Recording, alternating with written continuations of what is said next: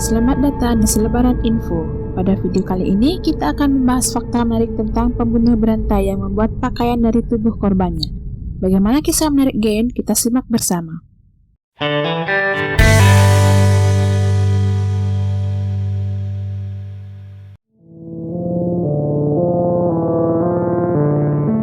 Edward Gain, juga dikenal dengan julukan The Butcher of Plainfield atau The Plainfield Ghoul, adalah seorang pembunuh berantai dan nekrofilia atau orang yang memiliki hasrat terhadap mayat yang berasal dari Plainfield, Wisconsin, Amerika Serikat. Edward Theodore Gain lahir pada 27 Agustus 1906 di La Crosse County, Wisconsin, Amerika Serikat.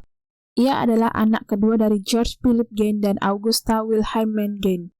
Gain tumbuh dalam lingkungan yang tergolong sangat religius dan sangat terpengaruh oleh ibunya yang sangat dominan.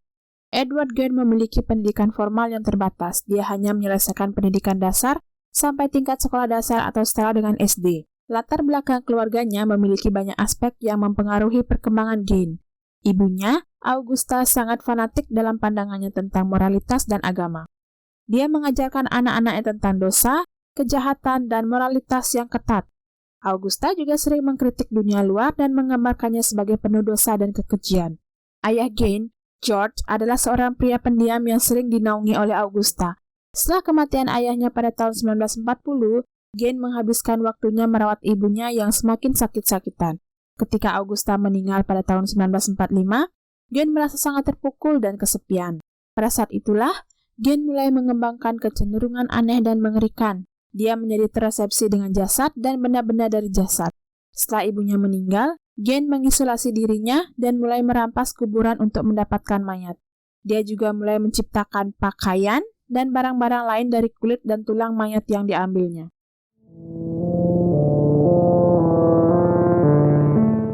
Korban pertama Gain adalah Mary Hogan. Mary Hogan adalah seorang wanita pemilik bar di Pine Grove, Wisconsin.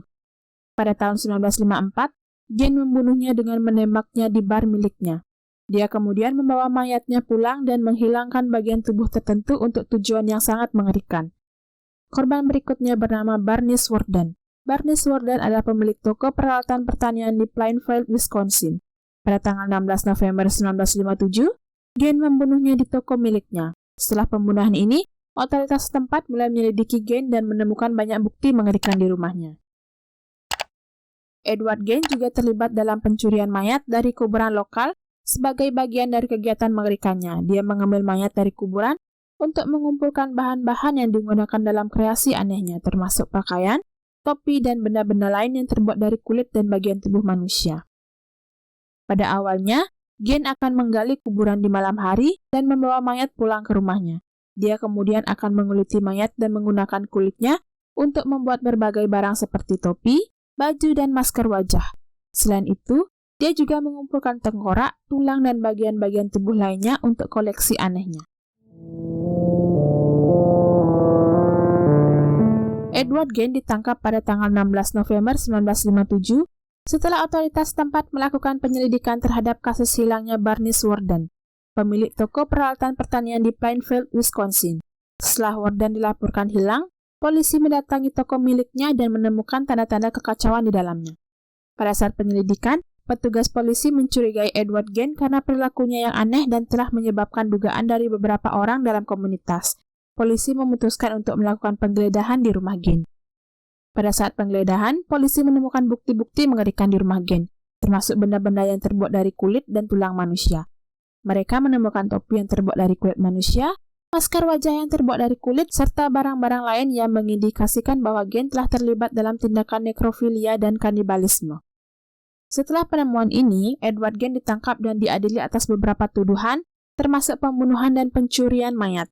Dia dinyatakan tidak cakap untuk diadili awalnya, tetapi setelah menjalani evaluasi psikiatri, dia dinyatakan cakap untuk diadili. Pada tahun 1968, Edward Gain dihukum oleh Pengadilan Negara Bagian Wisconsin atas pembunuhan Barnes Worden dan dijatuhi hukuman penjara seumur hidup di fasilitas kejiwaan. Meskipun dia tidak pernah diadili atas pembunuhan Mary Hogan, kasusnya tetap menjadi salah satu yang paling terkenal dalam sejarah kriminal Amerika Serikat dan telah mempengaruhi banyak karya fiksi dan budaya populer.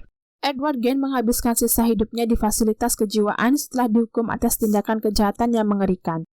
Pada tahun 1968, Setelah diadili dan dinyatakan bersalah atas pembunuhan Barney Warden, Gane dihukum penjara seumur hidup di rumah sakit Mendota Mental Health Institute di Madison, Wisconsin. Selama masa tahanannya di fasilitas kejiwaan, Gane menjalani evaluasi psikiatri dan perawatan mental. Dia dianggap tidak cakap secara hukum karena penyakit mentalnya. Pada saat di fasilitas kejiwaan, Gane menjadi objek perhatian media dan masyarakat karena tindakan-tindakan mengerikannya yang terkenal. Edward Gane meninggal pada 26 Juli 1984 di rumah sakit Mendota Mental Health Institute. Penyebab kematian adalah gagal jantung. Setelah kematiannya, otaknya dipindahkan untuk pemeriksaan ilmiah yang dapat memberikan wawasan lebih lanjut tentang kemungkinan hubungan antara penyakit mental dan perilaku mengerikannya. Jangan lupa untuk subscribe channel Selebaran Info untuk mendapatkan informasi menarik lainnya. Terima kasih sudah menonton dan jangan lupa untuk meninggalkan komentar dan like jika Anda menikmati video ini. Sampai jumpa di video berikutnya.